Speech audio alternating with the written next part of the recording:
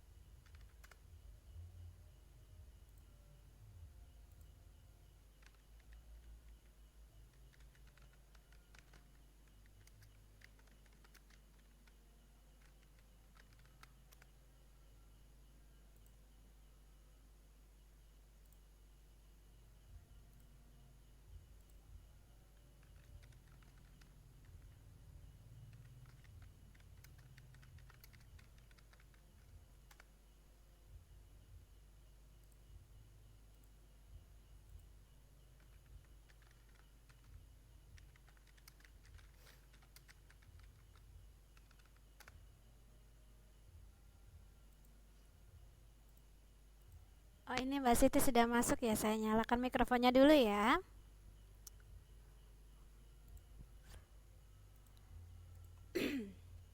Selamat malam Mbak Siti.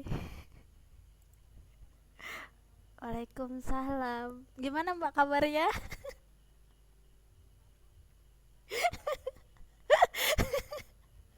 Saya jadi malu. Astagfirullah. Mbak Hermit, kita tunggu dulu ya Mbak.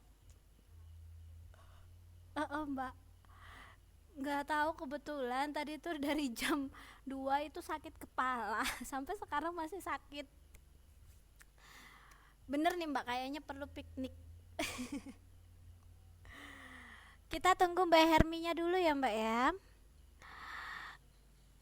Bisa dibantu untuk menghubungi Mas Ri sama Mas Dian Mbak. Soalnya saya coba inbox tapi ndak ada konfirmasi.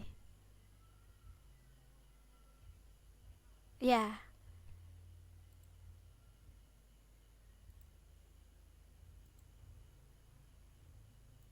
Oh, lagi sibuk ya. Oke, kita tunggu Mbak Hermi sebentar ya Mbak ya. Tadi katanya Mbak Hermi masuk soalnya. Bagaimana Mbak hari ini? Alhamdulillah. Saya jadi malu. Untung yang lihat baru Mbak Siti sama Pak Fareh aja ya. Saya kira posisi pastenya itu masih posisi link kelas Mbak. Jadi saya asal paste, saya asal enter. Ternyata, oh ternyata. Ya Allah, ada aja.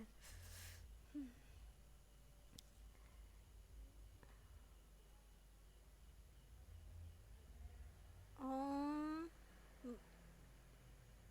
3 jam yang lalu. Mana Mas Ri? Mas Ri, iya. Yang mana Mbak? Recordnya? Record yang mana Mbak? Iya. Oh iya. Dapur rekaman masuk. Kemarin itu catatan ayatnya itu apa sih? Walah. Kemarin saya bilang ayatnya apa sih Mbak? Saya kok lupa tiba-tiba catatannya kemana ya? kok al-alaq sama al-qari'ah. Pilih salah satu. Pilih salah satu saja. Pilih salah satu. Jadi enggak boleh nyimak ya. Jadi harus hafal beserta dengan artinya. Iya. Jadi pilih salah satu, boleh al-qari'ah, boleh al-alaq. Pilih salah satu saja.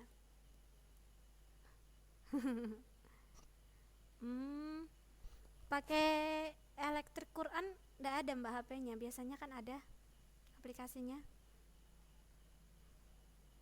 Iya, harus download di ini Play Store dulu. Lihat di Google juga nggak apa-apa sih. Yang penting kan hasil dapur rekamannya. Oke. Ini Masri online. Ini tanggal 24 ya Mbak ya. Terakhir 29 ya Mbak ya. Oke. Ya, nanti besok pagi saya kirim untuk soal PJOK-nya ya. Oke. Sebentar saya cek. Ini Mbak Hermi sama Mas Ri sudah dibaca inbox saya tapi belum masuk. Ya udah kalau gitu kita open dulu biar mereka nanti menyesuaikan ya Mbak ya. Assalamualaikum warahmatullahi wabarakatuh. Selamat malam. Pada hari ini tanggal 24 Oktober 2016 ya, kita akan belajar mata pelajaran ilmu pengetahuan alam, melanjutkan kemarin tentang bab perubahan pada benda. Nah, kita akan belajar tentang pemilihan benda dan fungsinya. Jadi benda-benda dari bahannya dirubah menjadi benda lain dan pemanfaat fungsinya. Oke. Sebelum saya mulai materinya, mari kita berdoa supaya diberi kelancaran dan kemudahan. Berdoa dipersilahkan.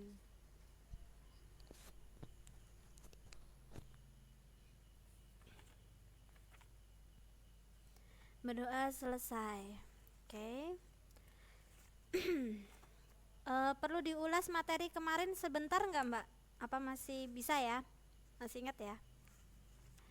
Perubahan benda.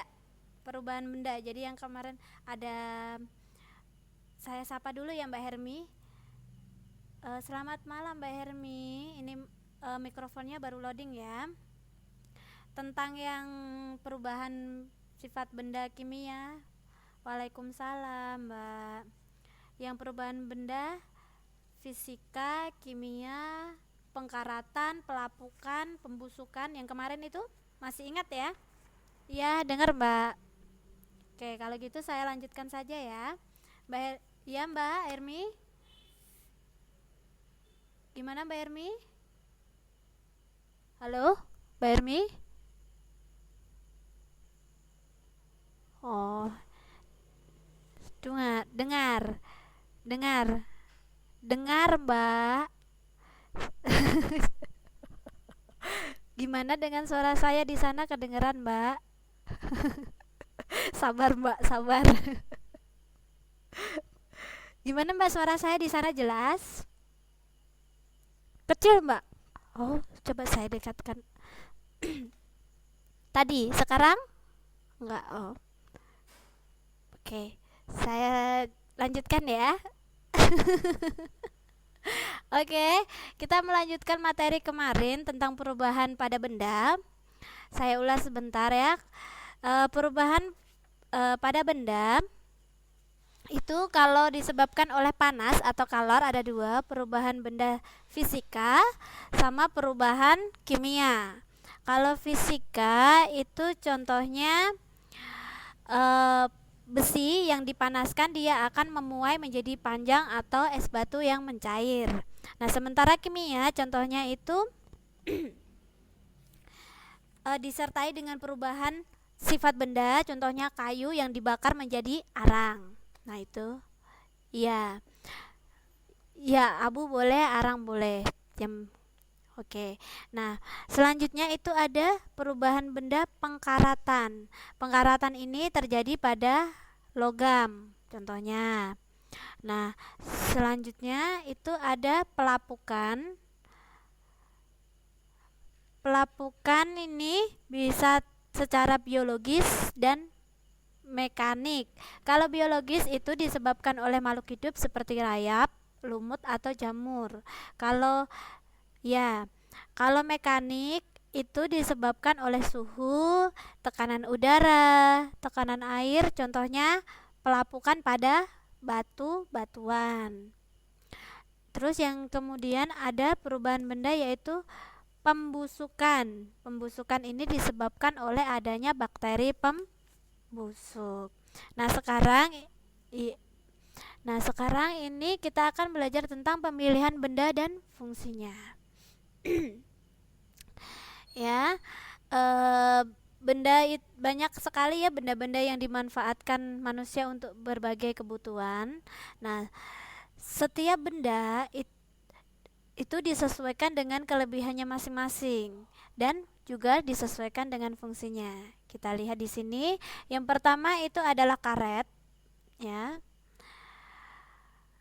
Karet itu memiliki sifat lentur ya. Jadi dia dimanfaatkan untuk pembuatan, salah satunya itu adalah pembuatan ban. Ya, karena dia memiliki sifat lentur, kuat, kedap air dan tahan panas. Ini adalah sifat dari karet. Nah, yang kedua itu logam. Logam itu dia mempunyai sifat kuat, mudah menghantarkan panas. Nah, mudah menghantarkan panas itu disebut juga dengan benda konduktor ya. Iya, konduktor. Misalnya ada besi, aluminium dan tembaga. Nah, contoh-contohnya benda-benda yang terbuat dari logam yang dimanfaatkan untuk kehidupan manusia sehari-hari itu ada paku, kunci, mesin motor, dan alat-alat rumah tangga. Contohnya alat-alat rumah tangga bisa panci, penggorengan, sodet atau saringan. Nah, ya, untuk aluminium dia itu mempunyai sifat ringan, harganya lebih murah daripada besi. Dia dapat menghantar panas dengan baik dan tahan karat. Jadi sifat ya. Karena itu aluminium itu banyak digunakan sebagai bahan pembuat perabotan rumah tangga. Misalnya bis panci, penggorengan dan lain-lain.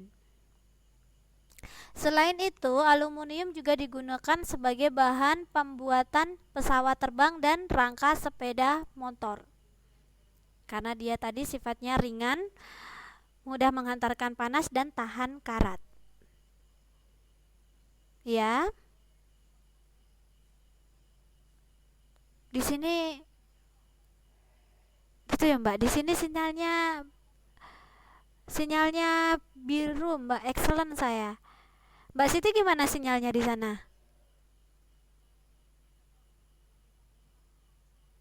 Oh gitu. Masuk, Mbak. Sekarang masih dadut-dadut, Mbak. Masih.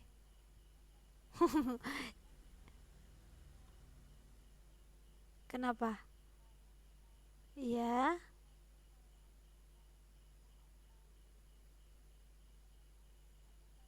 Iya, nggak apa-apa.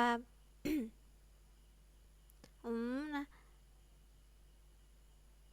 ya nanti saya ini.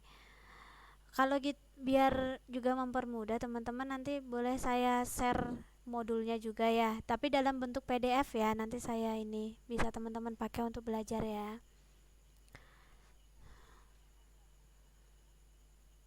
Mm-mm. Iya.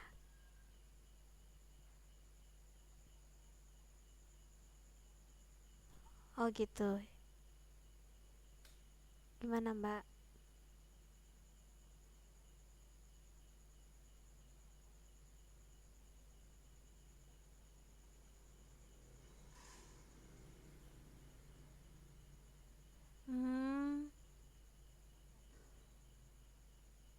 nggak cocoknya.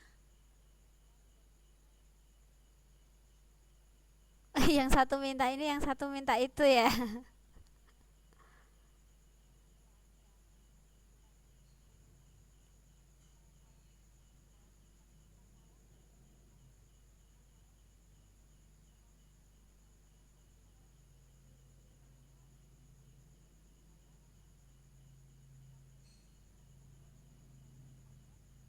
Hmm, coba diobrolkan baik-baik di.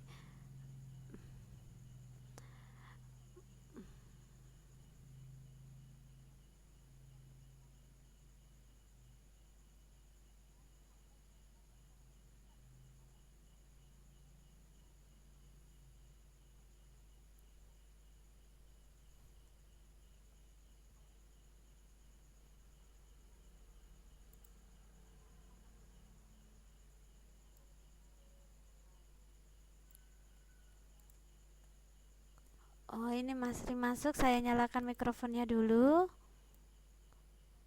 Oke. Selamat malam Mas Ri.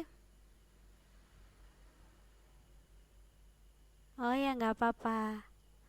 Oh, tetap semangat ya Mas ya. Gimana kabarnya? Alhamdulillah. Alhamdulillah. Ya sudah Mbak Hermi, nggak apa-apa, nanti bisa tinggal lihat recordnya aja ya. Nanti kalau ada kesulitan boleh hubungi saya ya. Oke, saya lanjutkan ya. Gimana Mbak, Mas? Nggak bisa. Oh, nanti coba saya kirim ke inboxnya aja ya. Oh tuh, Mbak Hermi bisa. Apa mungkin karena dia bentuknya kan MS Word? Apa Mas Rinya tidak mendukung? Yang ini Mbak, ya, itu kan dokumennya bentuknya. Yang kemarin Mbak, yang soal UTS yang ada caranya itu di grup, udah kan? Nanti coba saya bisa. Mungkin tuh Mas Ri. Berarti HP-nya Mas Ri nih nggak bisa di-download nih. Minta update HP-nya Mas, minta di-upgrade. Oke, saya lanjutkan ya teman-teman ya. Nah, oke, saya lanjutkan ya. Nah, untuk logam yang ketiga adalah tembaga. Nah, tembaga ini dia itu dibandingkan logam-logam yang lainnya, dia itu mempunyai sifat paling baik dalam menghantarkan listrik. Dibandingkan besi, dibandingkan aluminium, tembaga ini paling baik dalam menghantarkan listrik. Oleh karena itu, tembaga sering dimanfaatkan sebagai bahan pembuat kabel dan peralatan elektronik. Alasannya karena dia merupakan penghantar listrik yang paling baik dibandingkan teman-temannya. Nah, selanjutnya pemilihan benda yang selanjutnya adalah kayu. Nah, kayu ini banyak dimanfaatkan untuk pembuatan perabotan rumah tangga, misalnya meja, kursi, lemari, dan lain-lain. Dia sifat dari kayu ini, pertama itu mudah dibentuk, kuat, dan dapat menghantar panas atau disebut dengan isolator. Nah, pemakaiannya kayu selain meja, kursi, lemari untuk benda-benda yang konduktor dapat menghantarkan panas, dia itu biasa digunakan sebagai pegangan setrika, pegangan panci, dan lain-lain. Ini ya, kita lihat ini gambar setrika. Nah, pegangannya ini terbuat dari kayu. Supaya apa? Supaya kita tidak merasakan panas ketika dia digunakan. Nah, apa yang terjadi jika ganggang ini tidak terbuat dari isolator atau kayu? Kita akan merasakan panas atau tangan kita terbakar ya ketika kita menggunakan panci yang dalam di atas air ya, di atas api kita memegangnya. Nah, tangan kita akan merasakan panas dan terbakar. Nah, Penggunaan benda selanjutnya adalah plastik. Plastik hampir sama dengan kayu, banyak digunakan untuk peralatan rumah tangga seperti piring plastik, gelas plastik, dan lain-lain. Plastik dia itu mempunyai sifat mudah dibentuk, ringan, dan murah. Di sini ya tulisannya ya. Oke, itulah pemilihan benda dan fungsinya. Coba kita ini ya, kerjakan beberapa soal. Saya turunkan. Nah, untuk yang pertama, perubahan ukuran benda menjadi lebih kecil atau lebih pendek karena didinginkan disebut A. Kalor, B. Memuai, C. Menyusut, D. Suhu. Lupa. Menjadi lebih pendek atau kecil. Nah, itu namanya kalor, itu sama dengan panas.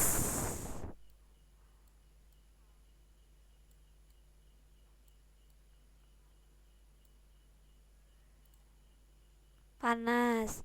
Kalau memuai itu, maaf sebentar, sinyalnya merah, saya logout sebentar ya. Nanti saya leave page.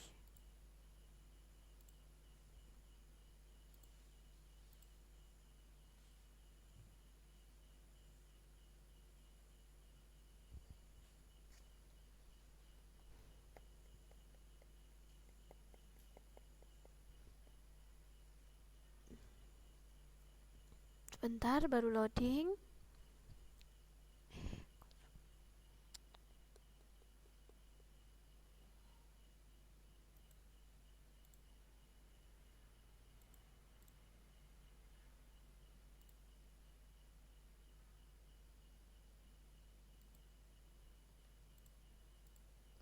Halo, teman, bisa dengar suara saya teman-teman? Maaf ya tadi saya logout. Ya, sebentar ya Mbak ya. Kalau memuai itu dipanaskan dia menjadi lebih besar atau memanjang. Kalau menyusut ini dia didinginkan menjadi lebih kecil. Nah, kalau suhu ini temperatur ya. Jadi jawabannya yang menyusut. Oke. Saya lanjutkan ke bab selanjutnya ya. Oke. Nah, selanjutnya kita akan belajar tentang gaya, gerak, dan perpindahan energi. Di sini kita lihat ini ada anak yang bermain ayunan. Nah, bermain ayunan. Nah, di situ ada gerak nggak? Ada. Ada perpindahan nggak? Dari titik 1 ke titik 2 ada ya. Nah, kalau ada perpindahan, ada gerak, pasti di situ ada gaya. Ya. Nih di sini kamu tentu pernah bermain ayunan. Ayunan tidak akan bergerak jika kamu tidak mendorongnya. Jadi di dalam ayunan ini dia ada gaya dorong. Ya. Jadi sehingga ketika ayunan itu didorong dia akan bergerak ke depan dan ke belakang. Nah, di sini ini peta konsepnya nanti. Nah, kita ini ya, pengertian gaya. Gaya adalah tarikan atau dorongan yang dapat mempengaruhi keadaan suatu benda. Jadi gaya itu ada dua, tarikan dan dorongan. Maksudnya mempengaruhi keadaan suatu benda itu adalah dia bergerak, berubah posisi. Jika kalau benda itu dia tidak berubah posisi, tetap diam di satu tempat, berarti tidak ada gaya. Berarti kalau dia berpindah dari titik A, dari sini menuju ke sini, contohnya ini perpindahan, nah itu dia memerlukan gaya, bisa gaya tarikan dan gaya dorongan. Nah, di sini ini ya, gaya dapat menimbulkan perubahan gerak atau perubahan kecepatan. Ya, jadi ini ada gerak dan juga kecepatan. Jadi semakin besar gaya, maka perpindahannya juga akan semakin cepat dan dia ini ya, kecepatannya juga semakin tinggi. Contohnya, teman-teman mendorong batu. Ini ada sebuah batu, ini orang. Nah, didorong. Nah, mau dipindah ke sini. Sebentar, ini nggak bisa di itu. Saya gambarkan di sini saja ya. Ini batu dan ini orang ya. Dia mau memindahkan ke sini. Kalau dorongannya semakin kuat, berarti dia pindahnya semakin cepat apa semakin lambat, teman-teman? Makin cepat. Semakin cepat berarti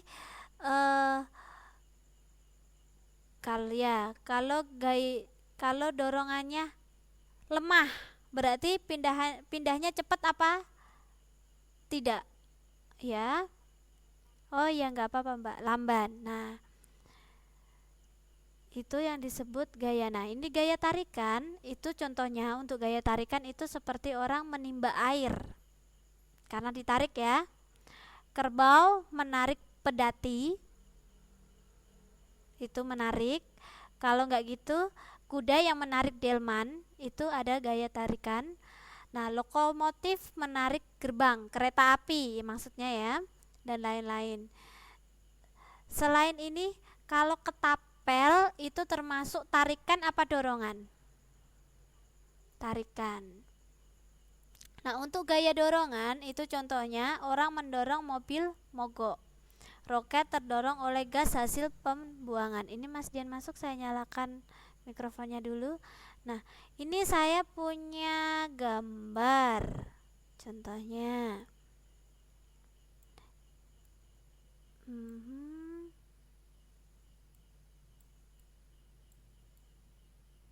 Nah, ini ada orang di sini. Nah, ini kira-kira dari benda yang di sini menuju ke sini, ini termasuk memerlukan gaya tarikan apa gaya dorongan? Dorongan. Oke, selamat malam Mas Dian. Ini saya tidak bisa menghidupkan mikrofonnya Mas Dian ya. Waalaikumsalam Mas. Nanti kalau Mas Dian ada pertanyaan boleh disampaikan lewat chat ya, soalnya mikrofonnya nggak bisa nyala. Oke, saya lanjutkan. Bisa bedain ya teman-teman ya antara gaya tarikan dan dorongan ya. Oke. Nah, ini ada jungkitan. Kira-kira jungkitan ini menggunakan gaya dorongan apa gaya tarikan?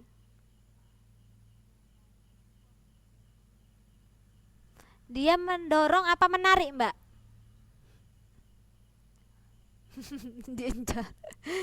Nah, jungkitan ini menggunakan gaya dorongan karena ketika dia naik ke atas gaya anjotan.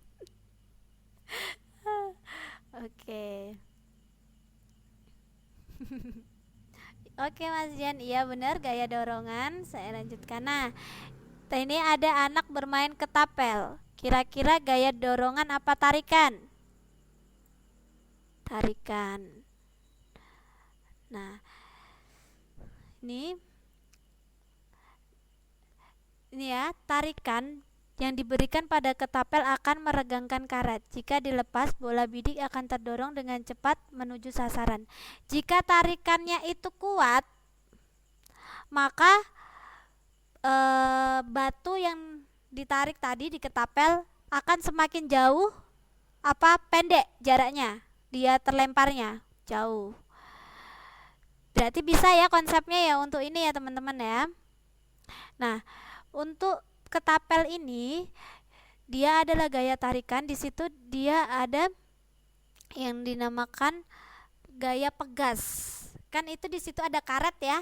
Gaya pegas maksudnya itu dia bisa elastis, memanjang dan memendek.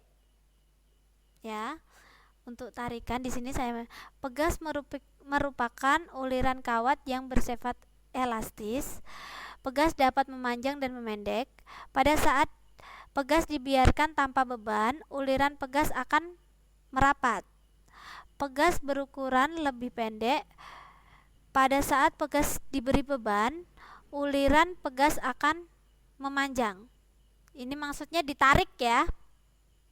Nah, kalau ada yang menarik, otomatis ini kan akan semakin memanjang ya teman-teman ya. Kalau tidak ditarik, dia akan memendek. Ya, ini namanya pegas.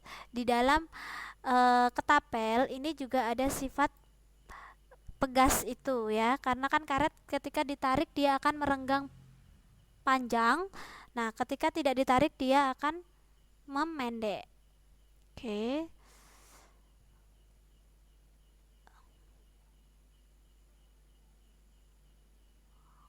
Oke. Nah, selanjutnya kita itu tadi tentang gaya dan gerak, dan kita akan belajar tentang perpindahan dan perubahan energi. Ya. Nah, tahukah kamu berbagai perabotan rumah tangga banyak menggunakan prinsip perpindahan energi seperti lampu, setrika, kompor, kipas angin, dan perabotan lainnya yang menggunakan energi listrik. Ya. Ini sebagai contoh, ini ada lampu ya. Ketika ini saya matikan dulu Mbak Siti. Nah, ini lampu neon itu merupakan salah satu perabotan rumah tangga. Dia memanfaatkan energi listrik. Nah, ketika ini kita pakai colokan aja ya. Nah, ketika kabel pada lampu ini dicolokkan, otomatis lampu akan menyala. Nah, di sini itu terjadi perubahan energi dari listrik menjadi cahaya. Seperti halnya untuk setrika. Ketika setrika ini dicolokkan, apa yang terjadi? Akan menjadi panas. Nah, panas itu selain nama lainnya apa tadi? Kalor ya. Jadi dalam setrika itu terjadi perubahan energi dari listrik menjadi panas atau kalor. Seperti halnya juga yang terjadi pada kompor listrik. Nah, ini ada kipas angin. Kira-kira kalau kipas angin itu perubahan energinya dari apa menjadi apa?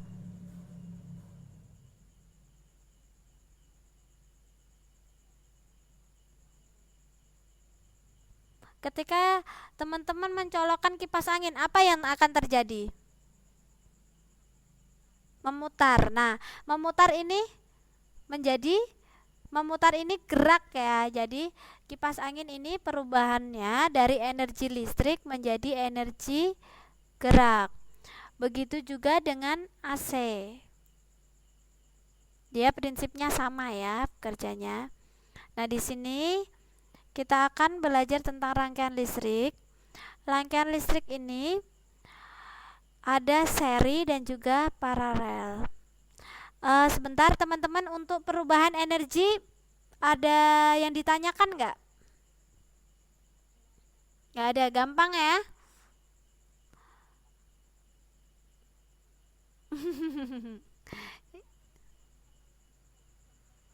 Oh, matematika. Oh, suaranya rame ya Mas ya. Ini soalnya saya ngidupin mikrofonnya Mas Dian, nggak bisa. Kata Mas Dian terlalu ramai. Kalau gitu ini ya, mikrofonnya saya matikan ya teman-teman ya. Oke, nanti itu bisa lewat chat ya.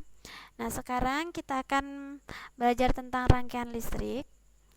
Nah, listrik dapat mengalir itu melalui suatu penghantar, sama dengan panas, kalor.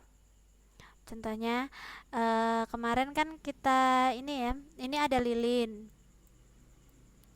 Nah, kalau dikasih tembaga logam, sendok lah, kita ambil sendok. Nah, ini Mbak Ermi masuk lagi, Halo, waalaikumsalam. Mikrofonnya saya matikan ya Mbak Irmi ya. Nah, nah ini ada lilin.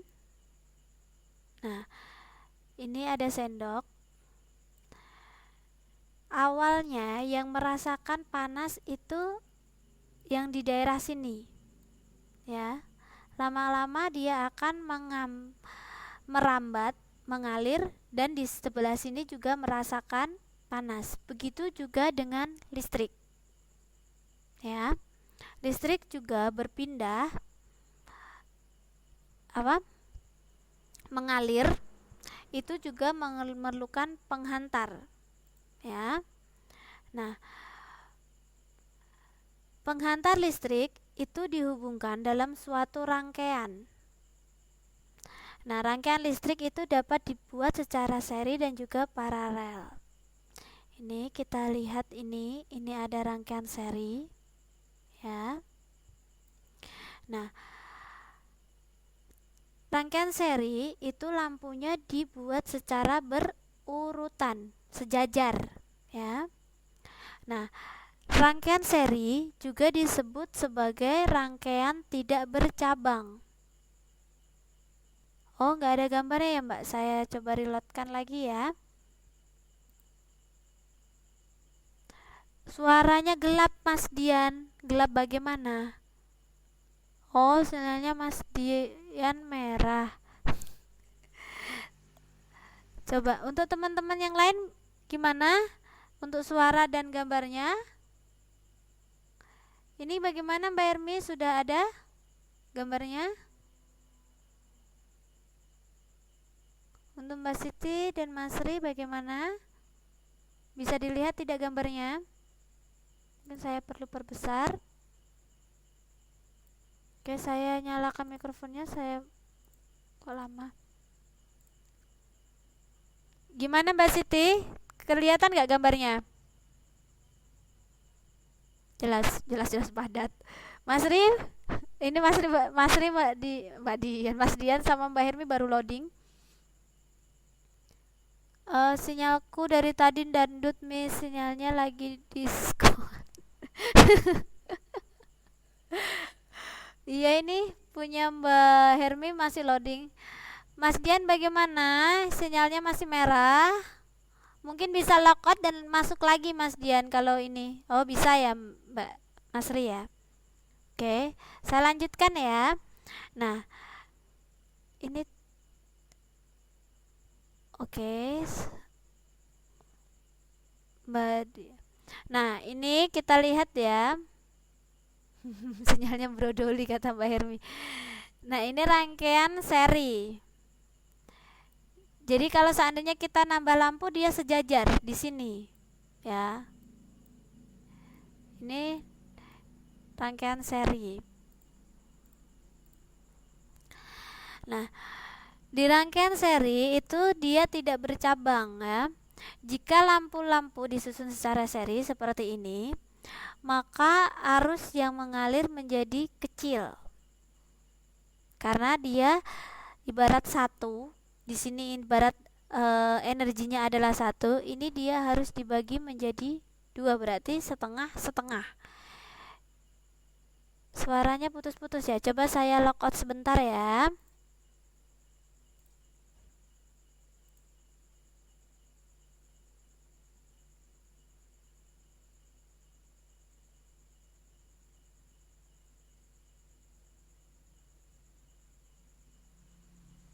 Oke.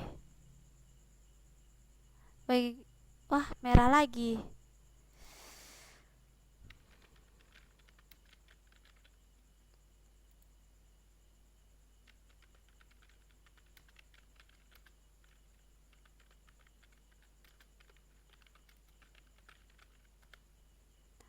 Halo, gimana teman-teman, bisa dengar ya? Oh, ini sinyal saya sudah bagus lagi. Oke, saya lanjutkan ya. Jadi kalau di dalam rangkaian seri, lampunya itu tidak begitu terang, dia redup, ya. Kata Mbak Siti, sinyalnya kayak jalan tol. Nah, Jadi makin banyak lampu yang dipasang, maka nyala lampunya itu akan semakin redup. Ya. Ini kalau ditambah lampu lagi di sini. Di sini kita tambahkan lampu. Nah, ini tadi yang ibaratnya agak terang ya, ini akan menjadi redup. Jadi kalau ditambah lagi lampu lagi, lama-lama akan semakin redup. Ibarat satu energi dia dibagi ke banyak, maka akan energi yang diterima akan semakin sedikit. Ya. Nah, jika salah satu lampu mati, maka lampu yang lainnya akan ikut mati. Jadi di sini mati, di sini mati. Itu kalau menggunakan rangkaian seri. Berbeda dengan rangkaian paralel. Kita lihat di sini. Jadi dia bercabang. Berbeda. Nah, pada rangkaian paralel, lampu-lampu disusun secara sejajar seperti ini. Nah, nyala lampunya itu juga lebih terang dibandingkan dengan nyala lampu pada rangkaian seri. Hal itu karena hambatan listrik menjadi lebih kecil. Ya. Nah, rangkaian paralel juga disebut dengan rangkaian bercabang. Jika salah satu lampunya mati, jika ini lampu yang di bawah mati, ini tetap menyala. Oleh karena itu, untuk rangkaian lampu di rumah, di gedung, dan lain sebagainya, dia menggunakan rangkaian paralel. Ya. Itu tentang rangkaian listrik seri dan paralel. Sebentar, saya nyalakan mikrofonnya. Untuk Mas Dian nanti kalau ada pertanyaan bisa lewat chat ya. Bagaimana teman-teman untuk rangkaian seri dan paralel ini, ada pertanyaan? Oke, nggak ada ya?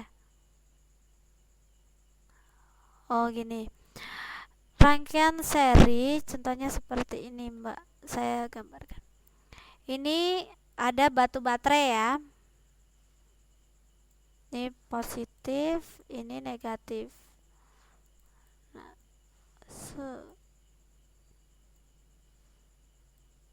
Nah, ini ada lampu. Nah, di sini ada lampu. Jadi dia satu jalur. Ini ada lampu. Jadi kabelnya itu disambungin ke lampu yang ini, lampu 1, lampu 2, lampu 3. Jadi dari lampu 1 ini kabelnya disambungkan ke lampu 2.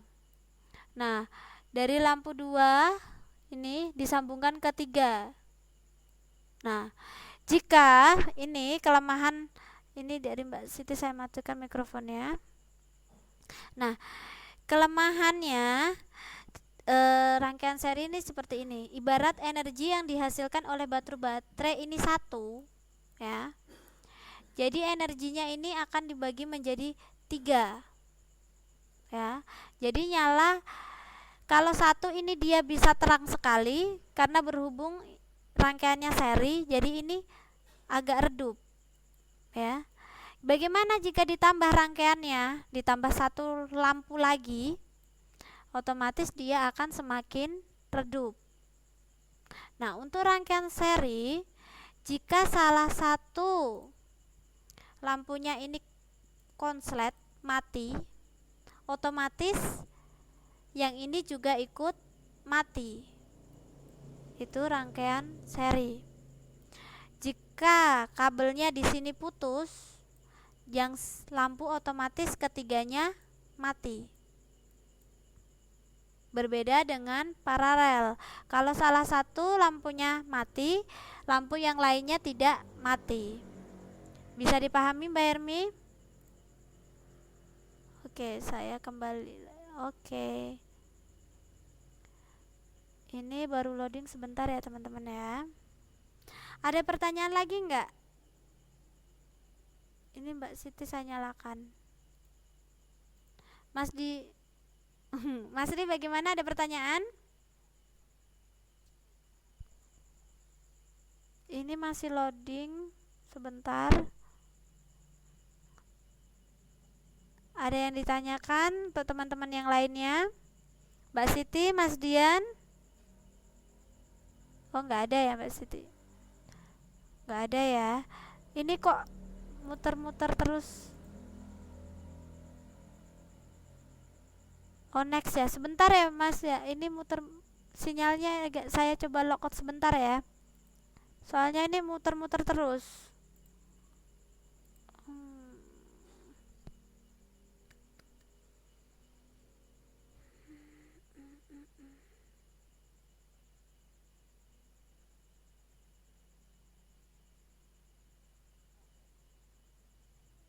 Nah, oke. Sinyalnya lagi galau berarti. Ini teman-teman untuk sekedar sekilas info ya, untuk anti petir ya. Mengapa gedung-gedung tinggi dan tempat ibadah dilengkapi dengan penangkal petir?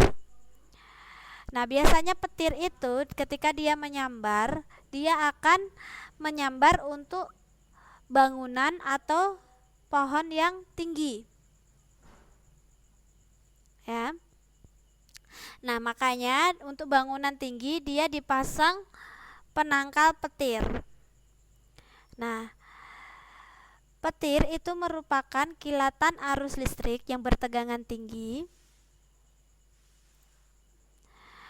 Nah, pemberian penangkal petir ini dapat mengalirkan energi listrik ke tanah dengan aman. Jadi, konsepnya seperti ini.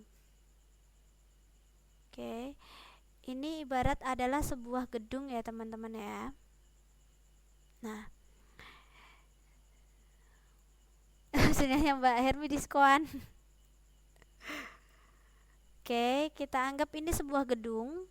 Nah, di sini dipasang penangkal petir.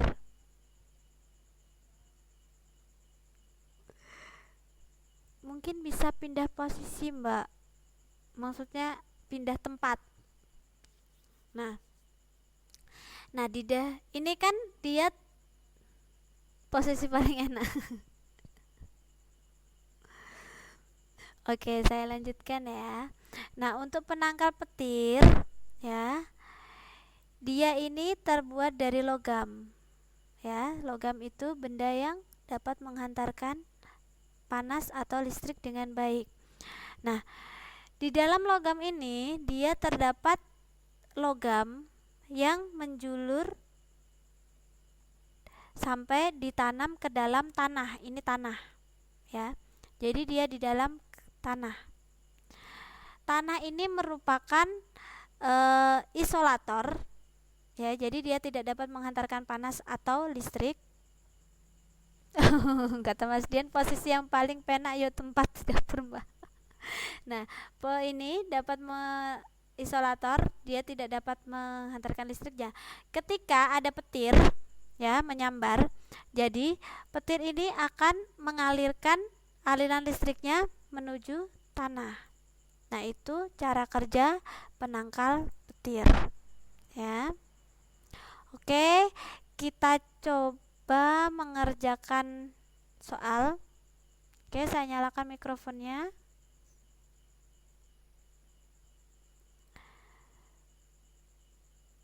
Oke, nomor 1.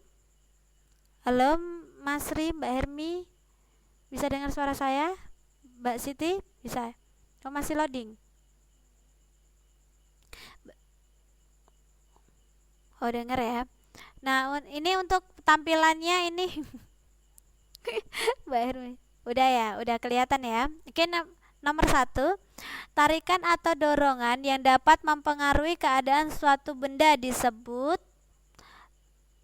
Jadi sesuatu yang dapat mempengaruhi keadaan benda, bisa berpindah, bisa bergerak. Itu tadi berupa tarikan dan dorongan. Itu gerak,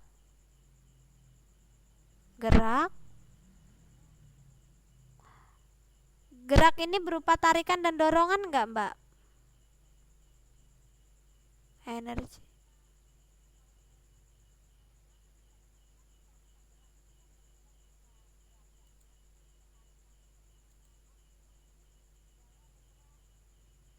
Ayo, gaya apa gerak? Oke,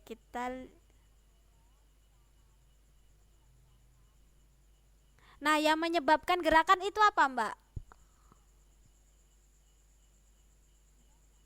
Nah, jadi tarikan atau dorongan yang dapat mempengaruhi keadaan benda atau suatu keadaan mempengaruhi keadaan suatu benda itu jadi gerak apa gayanya? Jadi gayanya ya.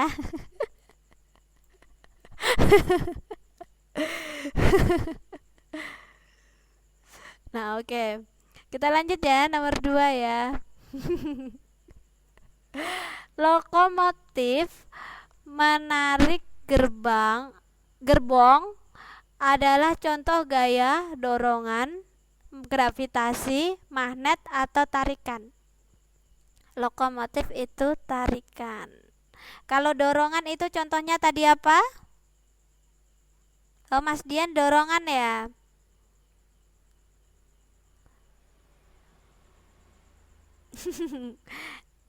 Oke, yang nomor 1 ini gaya. Yang nomor 2 lokomotif menarik gerbong itu contoh gaya dorongan, gravitasi, magnet atau tarikan. Kalau dorongan ini contohnya apa? Ya, contohnya ini dalam. Oh, nggak ada Mbak Hermi.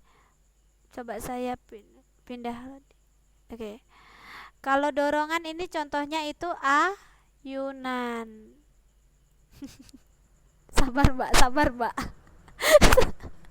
Sabar Mbak. Ayunan. Kalau gravitasi itu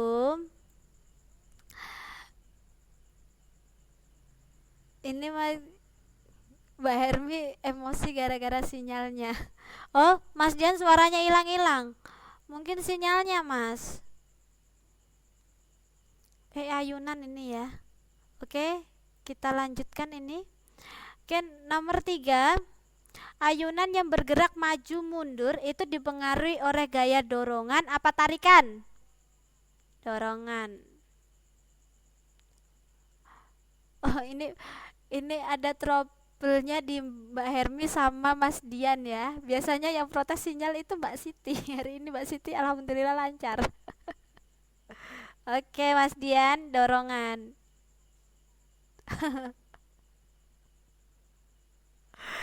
Oke. Nomor 4, di bawah ini contoh alat yang menggunakan prinsip gaya dan gerak adalah ketapel, air dalam panci berdiri, termoses komputer. Yang ketapel. Oke. Ih, udah mulai.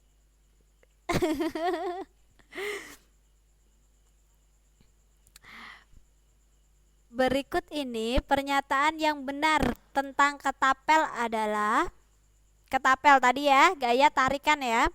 Semakin kuat tarikan, maka dorongan bola bidik semakin cepat. Semakin lambat tarikan, maka dorongan bola bidik semakin cepat. Semakin lambat tarikan, maka dorongan bola semakin tepat. Yang apa? Yang A. Jadi oke. Kalau semakin lemah tarikannya berarti gimana? Kalau tarikannya semakin lemah berarti semakin lambat. Oh gitu, semakin lambat. Oke. Ini tinggal ya, Mbak. Ah, suaranya putus-putus, Mbak Hermi.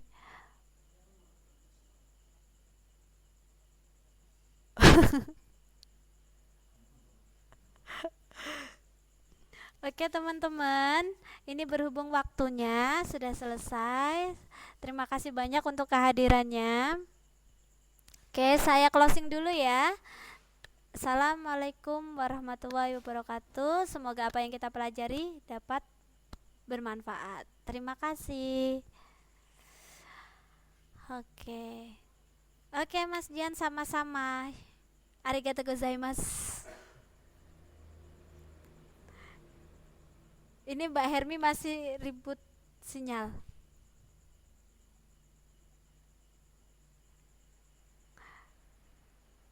Oke, nanti saya share Mbak. Ini langsung saya share ya.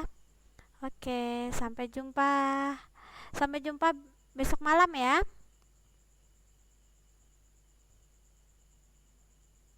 Besok malam matematika. Jadi siapkan oret-oretannya. Apa ya, Bu?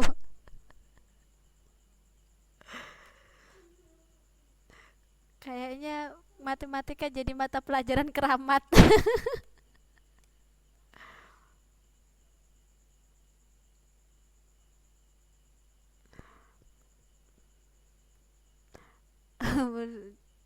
Saya mbak tahajud dulu. Oh, boleh Mas dia. Iya Mas. Hmm.